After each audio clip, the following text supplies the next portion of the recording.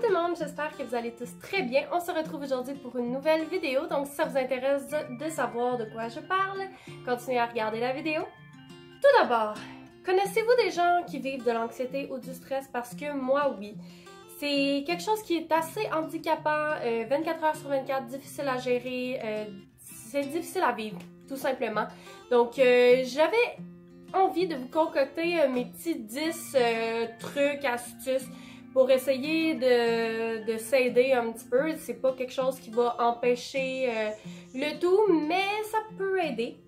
Donc, le point numéro 1, ce serait d'avoir une balle anti-stress, soit dans sa sacoche, soit dans sa voiture, soit, tu sais, qui est facile d'accès.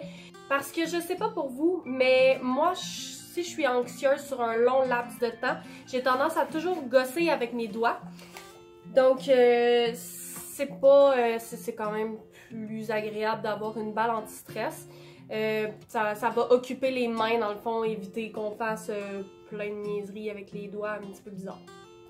Mon deuxième point serait de faire du sport. Faire du sport, c'est quelque chose que moi, il faudrait que je mette plus en pratique aussi. Mais c'est quelque chose qui va faire... dans le fond, l'anxiété va être grandement causée par le surplus d'énergie. En fait, ce que je veux dire, c'est que si vous faites du sport, le surplus d'énergie va sortir parce que vous allez être fatigué. Donc, vous allez être plus relax. J'ai pas les termes scientifiques, là, mais pour l'avoir testé, je suis plus relax après avoir fait du sport. C'est difficile de se donner un coup de pied dans le « mais ça aide. Sincèrement, ça aide. Ça change les idées de 1, de 2, ça fatigue notre esprit et notre corps, donc moins de temps pour stresser. Le troisième point, ce serait de se changer les idées. Parce que si on a un sujet, quelque chose, une cause qui cause de l'anxiété, le fait de rien faire va juste nous faire tourner dans notre tête à réfléchir à qu'est-ce qui s'est passé, ou qu'est-ce qui va venir.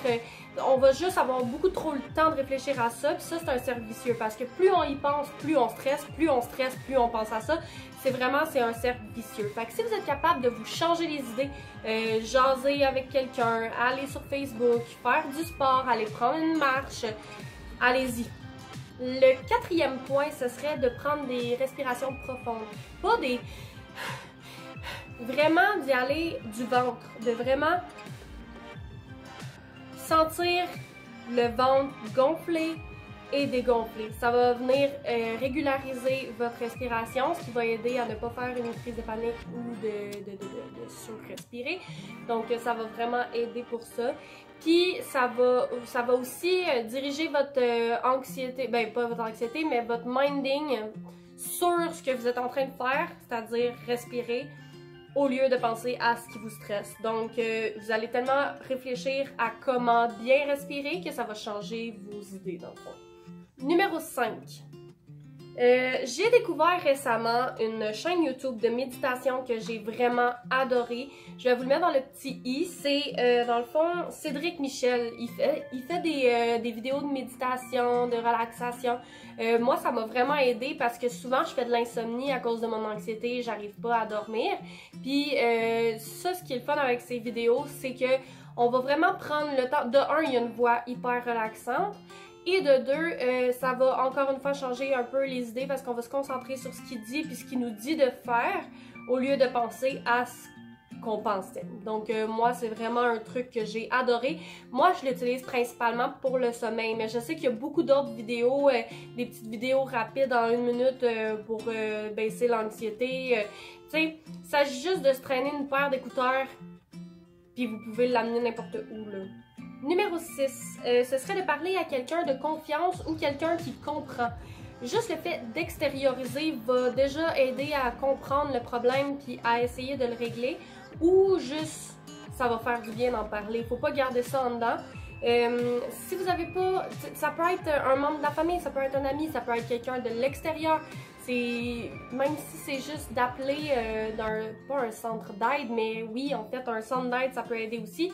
Mais c'est ça, parler, c'est super important, faut pas garder en dedans parce que c'est ça qui cause les crises d'anxiété en fait. Numéro 7, ce serait de boire de l'eau tranquillement. Donc, habituellement, quand je fais des crises d'anxiété, souvent, je vais devenir très, très étourdie. Je vais avoir chaud, Fait que ce que je vais faire, c'est que je venais... Donc, ce que je vais faire, c'est que je venais... Donc, ce que je vais faire, c'est venir boire de l'eau. Ça va vraiment aider à me calmer les nerfs. C'est pas parfait, là, mais ça aide juste à rafraîchir le corps. Des fois, là, je fais juste couler l'eau, me mettre la main en dessous pour me rafraîchir un petit peu, puis ça aide vraiment. Le numéro 8, ce serait d'aller prendre une marche. Je sais, je l'ai déjà mentionné, mais c'est très...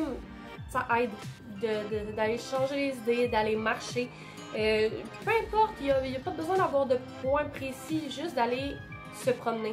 Ça va déjà être un pas en avant et non, c'est pas obligé que ce soit du sport, mais juste de sortir de la maison, ça va vraiment aider. Souvent, les gens ils ont peur de ça, ils pensent que sortir de la maison, non, rester cloîtré dans la maison, ça va être pire. Numéro 9, faire une activité qu'on aime.